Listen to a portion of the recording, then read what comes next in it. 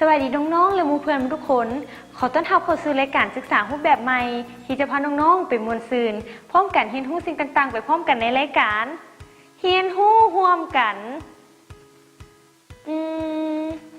น้องๆเห็นไอ้แดงบ่สั้นเราไปซ้อหาไอ้แดงน้ำกันเนาะ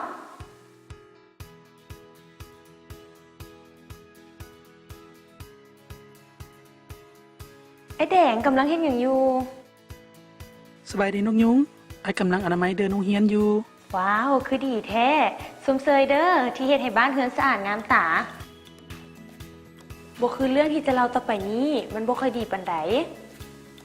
เรื่องอย่างละนกยุงว่าให้ไอ้ฟังแดอยากฮู้แล้วแม่นบ่แล้วน้องๆเด้อยากฮู้บ่ถ้าอยากฮู้เฮาไปรับชมพร้อมๆกันเลยมูลซืนกับนิทานสบายดีน้องๆมื้อนี้มาพบกับสาวครูนุเอียงอีกแล้ว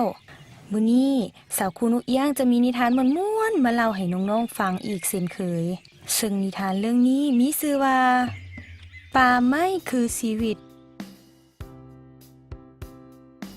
ดุนนานมาแล้วในป่าที่อุดมสมบูรณ์ไปด้วยสายน้ำลำธารที่สวยงามมีสัตว์ป่าน้อยใหญ่อาศัยอยู่ร่วมกับธรรมชาติอย่างมีความสุขหลายปีผ่านไปก็ได้มีคนกลุ่มหนึ่งย้ายถิ่นมาเพื่อซอกหาบอนอยู่และก็ได้เข้ามาอยู่ในป่าแห่งนี้พวกเขาได้มาขอนำต้นไม้ใหญ่ผู้ปกปักรักษาเพื่ออาศัยอยู่ในป่าแห่งนี้พวกเขาอาศัยถ้ำในป่าแห่งนี้เป็นบอนอยู่และทำมาหากินร่วมกับธรรมชาติเมื่อเวลาผ่านไปจำนวนของคนก็เริ่มเพิ่มขึ้นเริ่มมีการล่าสัตว์ในป่ามาเป็นอาหารตัดต้นไม้และจูดเผาป่าเพื่อเฮ็ดการผลิตและสร้างบ้านเฮือนซ้ำบ่หนำยังทิ่มขี้เหงื่อสะสายลงตามแม่น้ำลำไสเฮ็ดให้สัตว์ป่าที่อาศัยอยู่ก่อนหน้าย่านกลัวและต้องได้หนีตายไปบอนอื่นและคนบ่ฮู้เลยว่านี่คือความหายนะที่กำลังจะเกิดขึ้นกับพวกเขาเมื่อบ่มีต้นไม้ก็เฮ็ดให้มีพายุลมแรงสร้างความเสียหายให้บ้านเฮือนเกิดความแห้งแล้งฝนบ่ตกตามฤดูกาล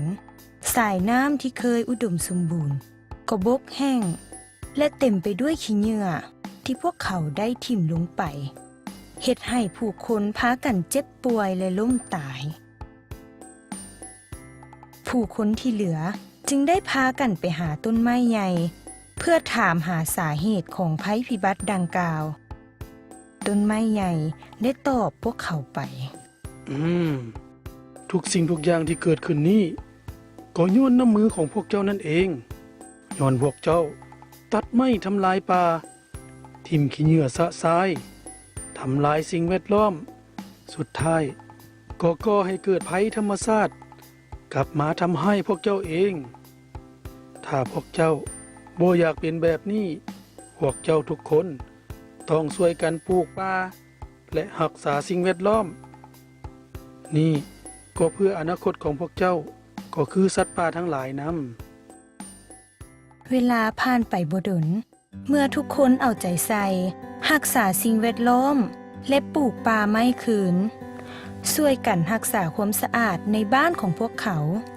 จึงเฮ็ดให้อากาศสดชื่นน้ำใสไหลเย็นทุกคนมีสุขภาพแข็งแรงและสัตว์ป่าทั้งหลายก็กลับมาอุดมสมบูรณ์อยู่ร่วมกันอย่างเกื้อกูลและมีความสุขเป็นได้เลยน้องๆสำหรับนิทานของพวกเราในมื้อนี้ถ้าบ่อยากให้เป็นคือนิทานนี้พวกเราควรช่วยกันรักษาสิ่งแวดล้อมและรักษาความสะอาดช่วยกันเด้อ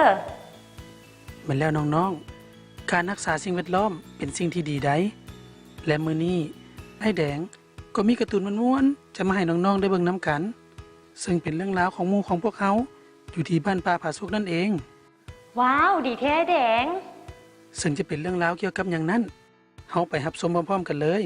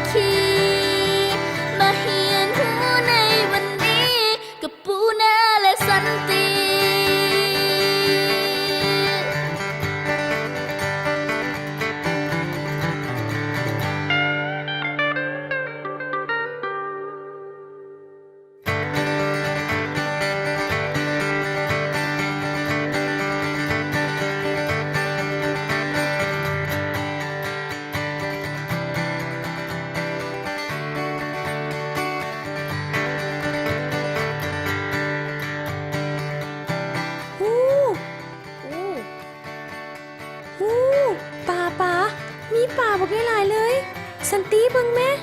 แม่นปูนาน้ำห้วยนี่ก็ใสปลาก็ตัวใหญ่ๆเนาะปูนา แม่นแล้วสันติคักขนาดเลยเนาะอู้มาอีกแล้วมาอีกแล้วอู้ขึ้นมาอีกแล้ว อู้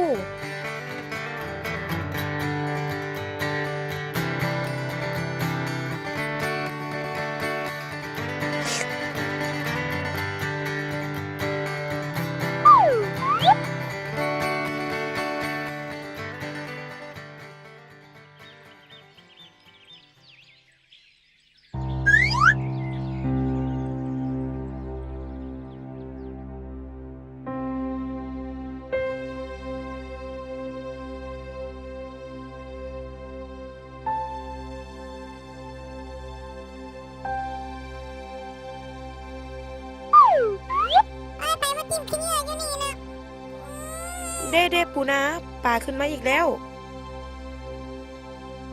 โอ้ปูนาเบิ่งนั่นแม่ขี้เหงื่อมาแต่ใส โอ้คือเปื้อนแท้ ไปปูนา ไป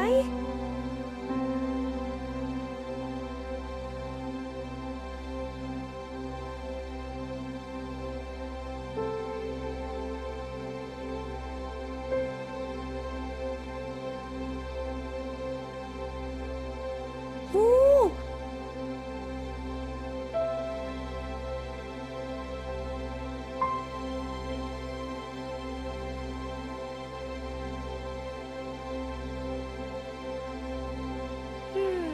ขี้เหงื่อมาแต่ใส ตุ้ยเป็นอย่างเจ้าจึงทิมขี้เหงื่อซาซายแท้ เห็นบ่นี่ เปื้อนไปหมดแล้ว อ้าวพากันเห็นอย่างน้อโอ้พื้นเดี๋ยวนี้คือเปื้อนแท้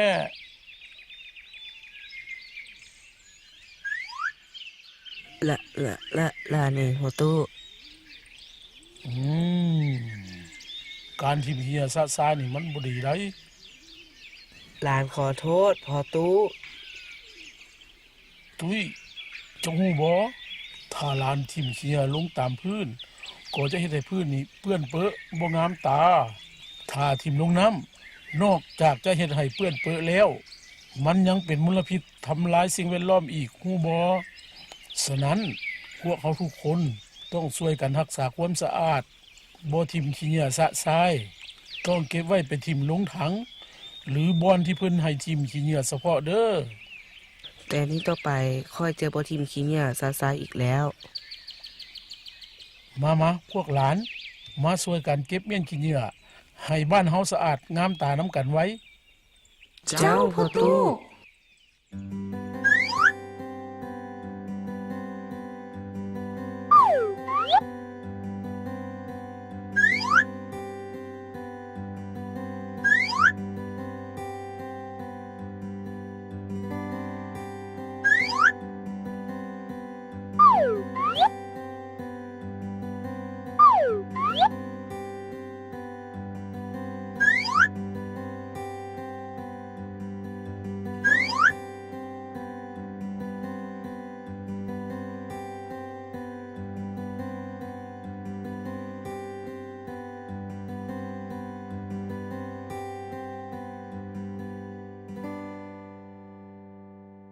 โธ่เท่าตุ้ยนี่กินเก่งหลาย จะลืมฮอดบอลทิมขี้เหงื่อเลยเนาะเฮ็ดหกเครือไปหมดเลย แม่นแล้วนกยุงเท้าตุ้ยนี่ กินแล้วทิมเฮ็ดให้เปื้อนไปหมด แม่นแล้ว ดังนั้นน้องๆทางบ้าน อย่าเฮ็ดคือเท่าตุ้ยเด้อ เวลากินขนมแล้ว ให้ทิมเป็นบอนเป็นทีเพื่อเฮ็ดให้บ้านเฮาบ่เปื้อนเปื้อน และเป็นการช่วยรักษาสิ่งแวดล้อมให้สะอาด และน่าอยู่น้ำอีก เป็นแล้วฉะนั้นน้องๆอยู่ทางบ้าน ต้องช่วยกันรักษาความสะอาดเด้ออย่าให้บ้านเรือนของเฮาหกเหื้อเวลากินอาหารและขนมก็อย่าทิ่มซาซายเด้อแล้วกลับมาพบไอ้แดงและนางยุงได้ไหมในตอนหน้า